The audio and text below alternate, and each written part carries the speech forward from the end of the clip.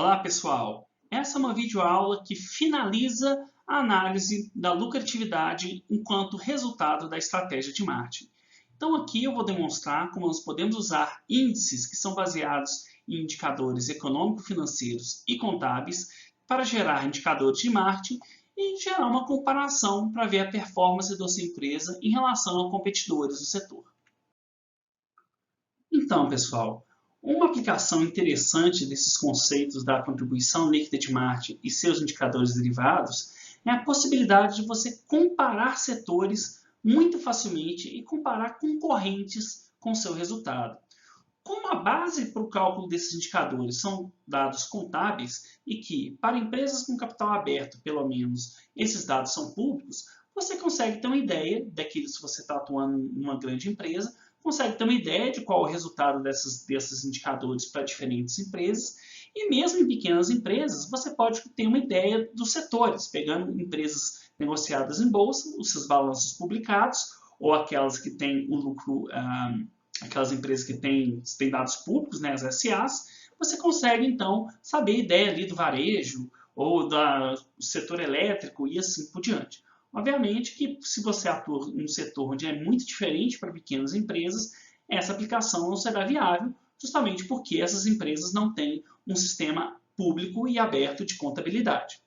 Bom, um ponto importante é que normalmente os indicadores de contribuição líquida de marketing eles têm uma grande relação com o lucro operacional da empresa.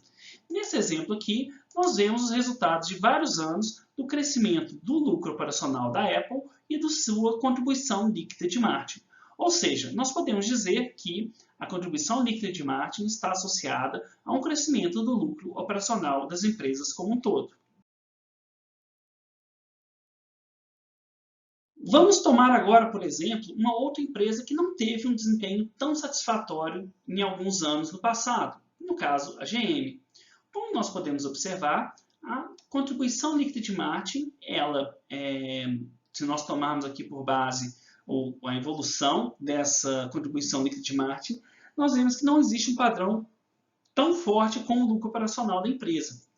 Mas nós podemos notar um padrão. Quando a contribuição líquida de marketing é mais baixa, a empresa teve um grande prejuízo, e a partir do momento em que ela basicamente tem uma contribuição líquida de marketing positiva nos anos de 2007, 2010 e 2006, ela também passou a ter um lucro pelo menos positivo.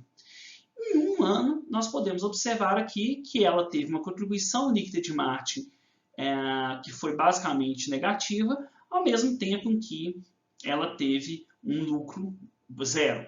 Nesse caso, porque suas outras despesas devem ter sido negativas, ou seja, ela deve ter tido algum tipo de compensação financeira de algum motivo.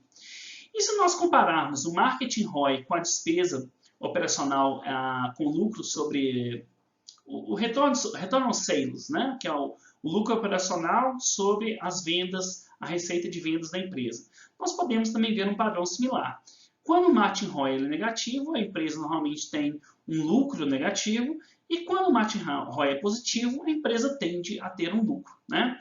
Bom, nesse caso, gente, por que a gente observa esse padrão? Possivelmente, as ações de marketing dessa empresa, devido a fatores de concorrência, tecnológicos ou mesmo estruturais, as ações de marketing não têm sido tão efetivas. Por isso que a relação não é tão forte como no exemplo da Apple, que eu apresentei anteriormente.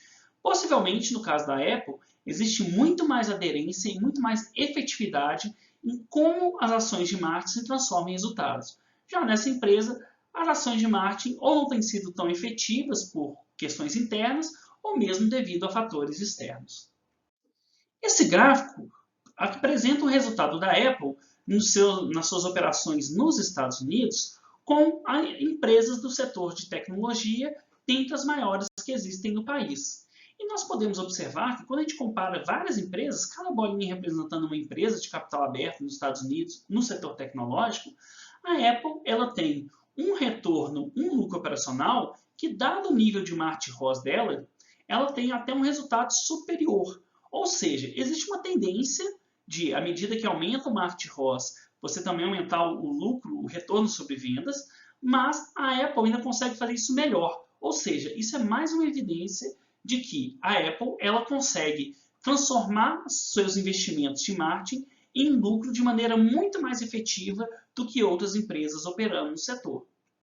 Pessoal, chegamos então ao fim dessa aula, onde nós identificamos que é possível comparar o desempenho das suas ações de marketing usando dados públicos, basicamente aqueles dados que você obtém em balanços de empresas que têm ações negociadas na bolsa. Fazendo isso, você pode comparar o seu desempenho e ver como o seu marketing tem sido efetivo para gerar valor para a empresa. Bom, então por essa aula era isso e até a próxima, pessoal. Tchau!